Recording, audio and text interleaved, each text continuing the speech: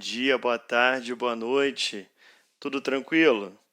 Então, a gente vai dar prosseguimento aí à nossa frente de ecologia, aquilo que a gente estava trabalhando dentro de relações alimentares. A gente viu na última aula cadeias e teias alimentares.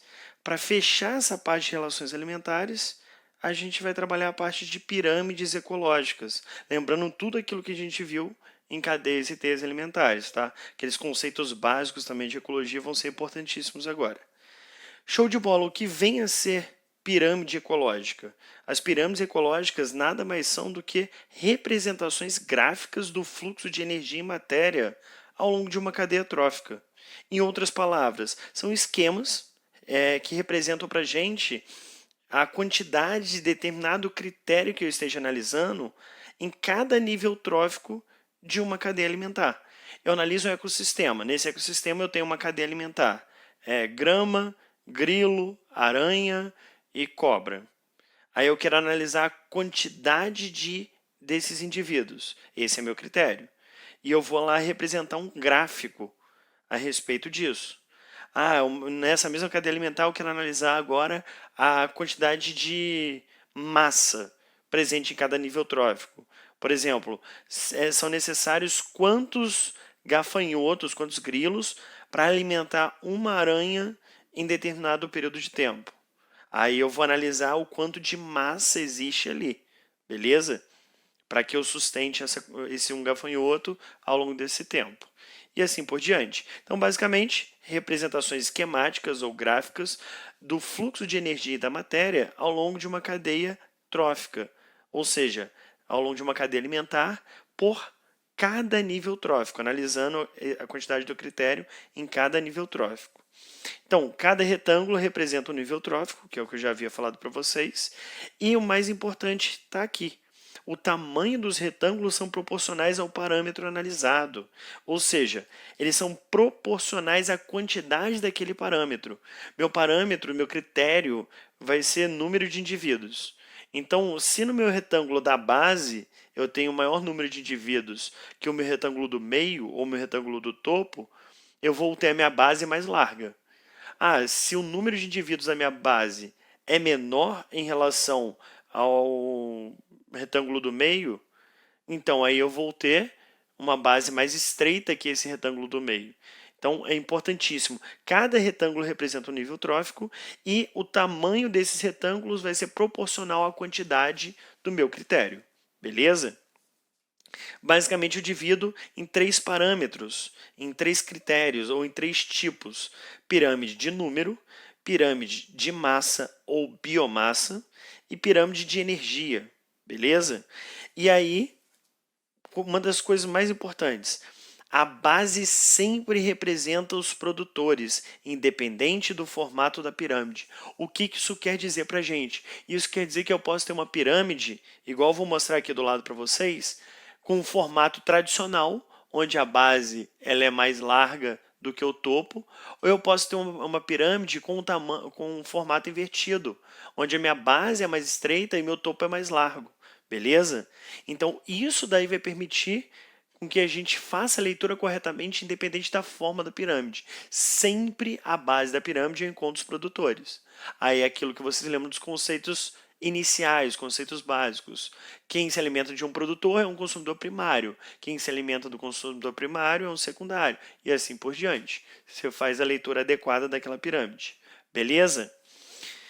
Então vamos lá. A primeira pirâmide que a gente vai trabalhar vai ser pirâmide de número. Como é que eu vou definir o que é uma pirâmide de número? É uma pirâmide que representa a quantidade de indivíduos em cada nível trófico. Ou seja, é uma pirâmide que representa o número de indivíduos por nível trófico. Como é que eu enxergo isso? Aqui eu fiz questão de construir 3 pirâmides diferentes para que vocês entendam que os formatos podem tranquilamente variar, tá? Aqui, por exemplo, nesse meu primeiro aqui, eu posso ter como exemplo, nos meus produtores, 1000 samambaias. Tá? Então, a cada samambaia aqui, eu contei 1000 samambaias, eu tenho essa base aqui, esse retângulo representando um valor de 1000 samambaias. Aí aqui, no meu consumidor primário, eu posso ter 300 grilos. Aí eu posso ter aqui, no meu consumidor secundário 20 pássaros. Beleza? 1.000 samambaias para 300 grilos para 20 pássaros. Repara como é que vai diminuindo esses degraus aqui, esses retângulos, tá? Nessa daqui do lado, por exemplo, eu posso ter 3 IPs. O IP é um tipo de árvore, né? Para, colocamos aí, 500 cupins, tá? Você repara que o retângulo ele não está representando, nesse meu caso, exatamente o valor, porque eu não fiz com régua, eu não fiz contadinho direitinho, mas normalmente na figura vai representar, tá? Mas eu tenho tipo 3 IPs para 500 cupins para um tamanduá. Então, repara, 3 IPs é mais largo, tá? Do que um tamanduá. Aqui é 3, aqui é 1. E aqui eu tenho, sei lá, 500. Então você vê que é mais largo de todos. Nesse caso aqui, que eu tenho completamente invertida, normalmente é um caso de parasita. Por exemplo, eu tenho aqui uma árvore, eu tenho aqui, vamos colocar cupim também, vamos colocar em uma árvore eu tenho 100 cupins, e nesses 100 cupins eu tenho aqui 1.000 protozoários. Existem protozoários que são parasitas de cupins, tá? Então, nesse caso, eu tenho uma pirâmide completamente invertida. 1 para 100 para 500, por exemplo. Aqui, 1.000 para 300, perdão, 1.000 para 300 para 20. Aqui, 3 para, eu não lembro o valor que eu tinha dado, sei lá, 500 para 1. Entendem como é que vai ficar isso daqui? Qualquer uma dessas três aqui, desses formatos, desde que eu atribuo o valor corretamente, representa para a gente uma pirâmide de número, tá? Show de bola. Partindo para a próxima, então. Pirâmide de biomassa. Representa a quantidade de massa corpórea em cada nível trófico. Então, eu não estou mais contando o número dos indivíduos. Por exemplo, aqui eu tinha 1.000 samambaias.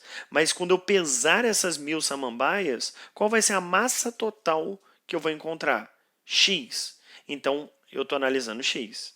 Aqui eu tinha 300 gafanhotos, 300 grilos. Qual é a massa total desses 300 grilos? Y. Então ali vai ser o valor para mim em Y. Então eu tenho aqui duas pirâmides que eu construí para vocês. Normalmente, biomassa, você vai encontrar uma pirâmide assim, direita, tá? Mas existe uma situação bem característica, bem específica, que a gente encontra ela assim, invertida, tá? Então, dá um exemplo qualquer aqui. Eu tenho, nesse caso aqui, 1 tonelada de, sei lá, de alfafa, é um vegetal, sei lá, 1 tonelada de couve, alimentando aqui 100 coelhos. Que aí esses 100 coelhos servem de alimento aqui para... Perdão, eu fui para número aqui. 1 tonelada de alfafa alimentando 30 quilos de coelhos, tá? Alimentando, vamos lá, 10 quilos de cobra, tá? Eu inventei valores na minha cabeça. Esses valores vão mudar, vão ser mais realistas, né? Eu estou inventando na minha cabeça, então pode ser uma coisa bem viajante, mas esses valores, quando vierem questões, eles vão ser mais realistas. Inclusive, por exemplo, tem questões que vão tratar, dependendo do que for, como é nesse caso aqui, eles vão te dar uma quantidade por área, por exemplo. Nesse caso, por exemplo, eu tenho uma pirâmide invertida que eu encontro em ambientes aquáticos, tá? Vou até colocar aqui, em ambiente aquático.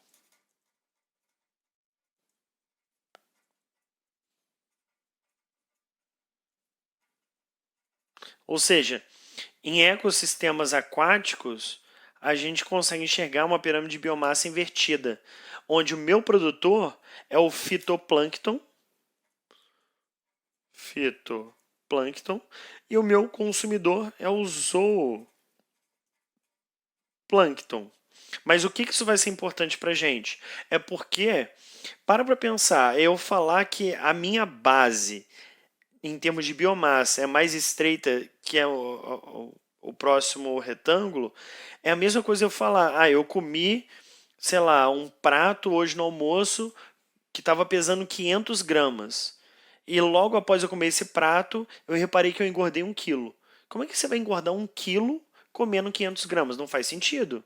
Para você engordar 1 quilo, você tem que comer 1 quilo, tá? Mas aqui o que, que acontece? Eu tenho uma taxa de reprodução do fitoplâncton muito acelerada. Ela é tão acelerada que ela compensa a velocidade que o zooplâncton consegue predar o fitoplâncton. Imagina esse fitoplâncton como sendo algas microscópicas. E o zooplâncton é crustáceo microscópico, que se alimenta da alga. Então, se a taxa de reprodução do fitoplâncton é mais acelerada do que a velocidade com que o zooplâncton consegue se alimentar dos fitoplânctons, chega um determinado momento que, se eu fizer tipo como se fosse um retrato da biomassa desses organismos, eu vou ter essa imagem aqui. O que eu digo um retrato? Porque ela não se mantém assim no ecossistema. É uma coisa que vai variando. Ela vai hora aumentando, hora diminuindo, hora aumentando, hora diminuindo. Imagina, eu comecei a aumentar muito o número de zooplânctons. Eu aumento a biomassa, tá? Porque, óbvio, o número vai estar condizente com a biomassa. Aumentei o número de zooplâncton, aumentei a biomassa e diminui o número de fitoplâncton, diminui a biomassa. Tranquilo isso para vocês?